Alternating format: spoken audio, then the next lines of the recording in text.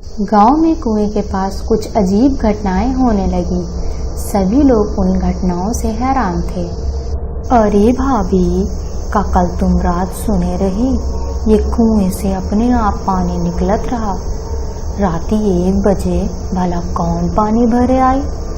हमें तो बहुत डर लागत बा। हाँ रानी, हम सुनत रही। हमार रिंकी के पापा तो कहत रही कि हम जाके देखा, लेकिन हम तुरंत मना कर दिए। कौन जाने का भला हुई। फिर उसी रात 12 बजते ही कुएं से पानी निकलने लगा। सभी गांव वाले सुन रहे थे, लेकिन किसी की हिम्मत नहीं हुई कि जाकर वहां देखे। फिर सुबह होते ही, अरे मीना भाभी, चला हो कुएं पर पानी भरने। हमें अकेले जा बहुत डर लागत बा। फिर वे दोनों कुएं के पास जाते हैं। वहां पहुंचकर उनकी आंखें फटी की फटी रह जाती हैं। वहां किसी के पैर का निशान होता है, लेकिन वो निशान इंसान के पैरों के 2 गुना साइज का होता है। ये देखो रानी, हम कहत रहे ना, कुछ गड़बड़ जरूर बा। ये देखो भला, किस इंसान का इतना बड़ा पैर होई। तभी वहां पिंकी आ जाती है। अरे भाभी, क्या हुआ? आप दोनों इतने परेशान क्यों हैं? ए देखो बहन, इतना बड़ा पैर भला इंसान का होता है क्या? लागत है कोई शैतान इस कुएं के पास आवत रहा। हा, कम ऑन भाभी, कोई प्रैंक कर रहा होगा। हमारी सिटी में तो ऐसा बहुत किया जाता है। ए, आप शहर से आई रही पिंकी बहन, आप ये सब ना समझी। फिर रात होते ही कुएं से पानी निकलने लगता है। उधर पिंकी सो रही होती है। उसको अचानक प्यास लगती है तो वो दादा से पानी मांगती है। दादा देखते हैं कि पानी तो घर में है नहीं, तो वो कुएं के पास पानी लेने चले जाते हैं।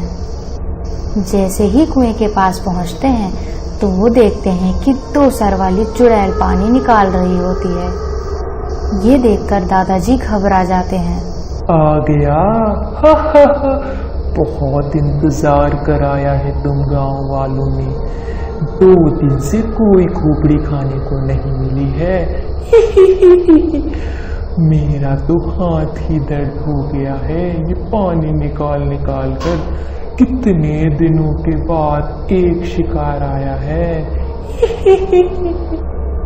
अरे, आप कौन हैं? मैं तो यहाँ पानी लेने आया हूँ। प्लीज आप मुझे जाने दो।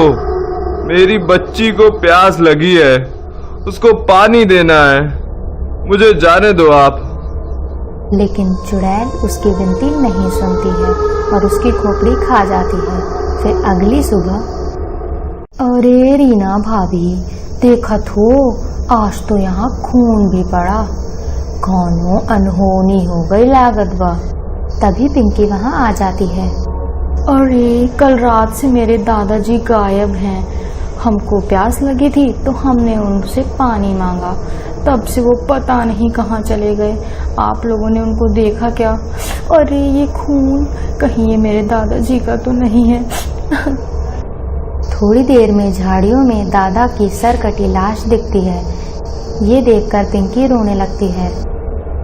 फिर रात होते ही पिंकी सीसीटीवी कैमरा सभी दीवारों पे सेट कर देती है और फिर वो ऐसे ही थोड़ा सा आगे बढ़ती है तो देखती है वहाँ 2 सर वाली चुड़ैल खड़ी होती है। ये सब देखकर पिंकी डर से पसीना पसीना हो जाती है। अच्छा, तो तू भी आ ही गई।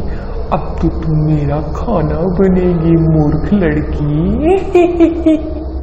मेरे दादाजी कहाँ हैं? आपने उनके साथ क्या किया? आपने ऐसा क्यों किया? अरे, तेरे दादाजी तो कब का हजम हो गए।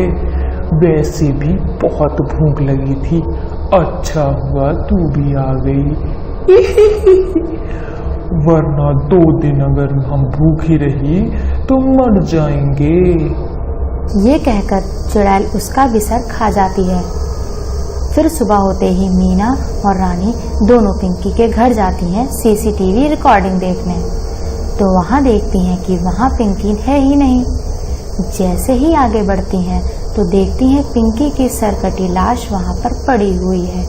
ये देखकर दोनों घबरा जाती हैं। हाय दैया, ये क्या हो गया?